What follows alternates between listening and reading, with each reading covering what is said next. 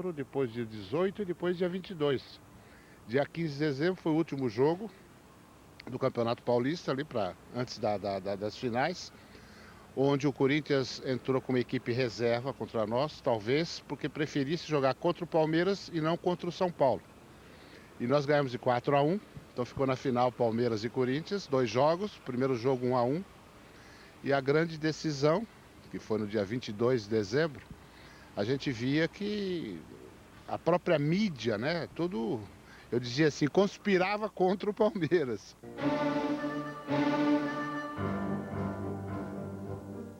A gente olhava no semblante de cada um, inclusive os mais experientes e tal, e não tinha aquela vibração, aquela ânsia para vencer, né? Quer dizer, então eu diria que nós tivemos poucos momentos de reação.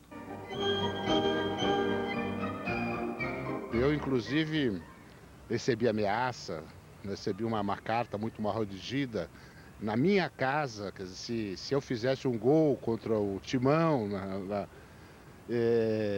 que iria ter problema com os meus filhos, tudo isso. Então levei ao conhecimento da diretoria do Palmeiras e eles então colocaram 2 seguranças na minha casa. Eu saía de manhã para treinar e foi assim a semana toda. Depois eles me deixavam em casa e eu já não saía mais. Quer dizer, uma coisa diferente que isso não aconteceu em outras finais que eu participei.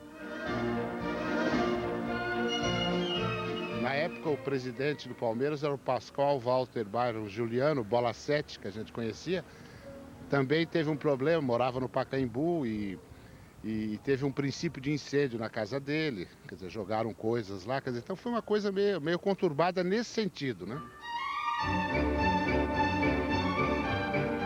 Nós acreditávamos na vitória, acreditávamos.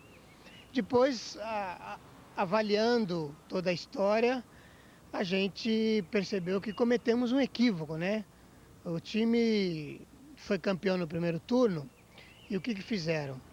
Deixaram a equipe titular em Águas de Lindóia e ficou disputando o segundo turno com uma equipe mista.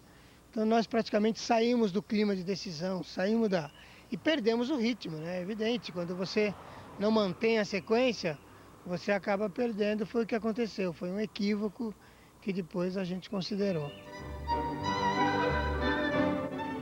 A gente via depois, na saída do ônibus,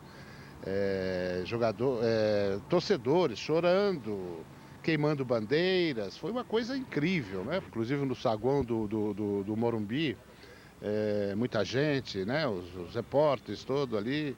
E torcedores. Aí veio uma garota, assim, dos seus 17, 18 anos, na minha direção. Eu pensei que ela fosse pedir um autógrafo e tal, né? Ele está acostumado com isso naquela oportunidade. Mas qual não foi minha surpresa quando ele me deu um chute, meu amigo, na canela. E, porra, eu não esperava, né? A gente é acostumado a enfrentar tantos zagueiros vigorosos, né? Mas nunca doeu tanto como doeu aquele, porque disse que uma corintiana, eu não percebi, porque não estava com camisa nenhuma tal, como veio na minha direção, porque eu tinha dado passe pro Ronaldo fazer o gol.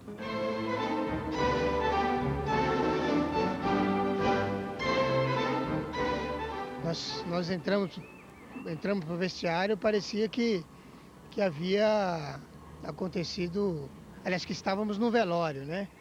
Todo mundo realmente muito triste, muito chateado.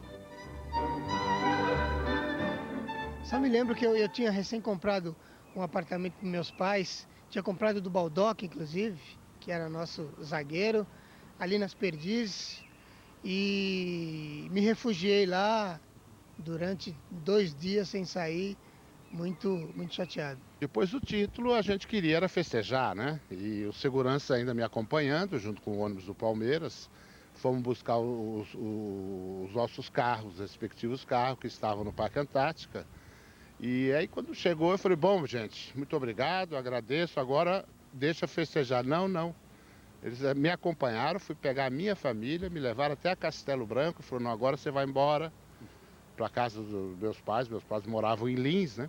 Então eu fui festejar realmente em Lins. Não me deixaram ficar em São Paulo, porque com receio que pudesse acontecer alguma coisa.